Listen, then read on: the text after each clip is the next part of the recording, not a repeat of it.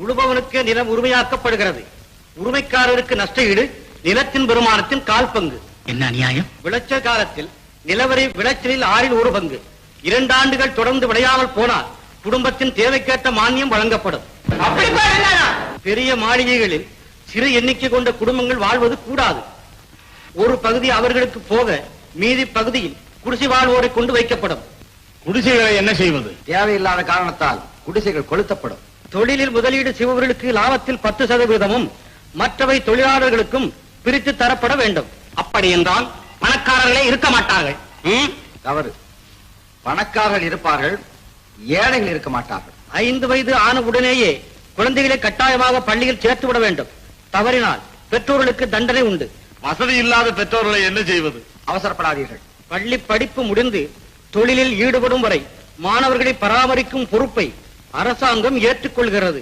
பொக்கிஷம் காலி. மக்களிடமிருந்து பெற்ற வரிப்பணத்தை மக்களுக்காக செலவிடுகிறோம்.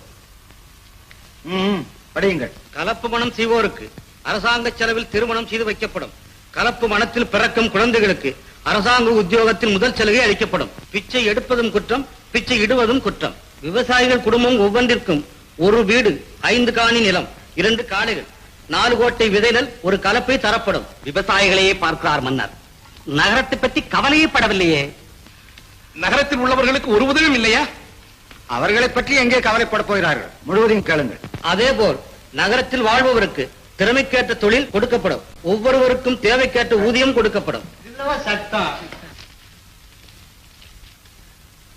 ஆண்டான் அடிமை, தாழ்ந்தவன் உயர்ந்தவன், தொட்டால் தீட்டு, கைப்பட்டால் பாபம், வீதியில் நடக்கக்கூடாது, கோவிலில் நுழையக்கூடாது, பொது கிணற்றில் தண்ணீர் எடுக்கக்கூடாது என்று யார் சொன்னாலும் தடுத்தாலும் 2 ஆண்டுகளுக்கு குறையாமல் கடுங்காவல் தண்டனை விதிக்கப்படும்.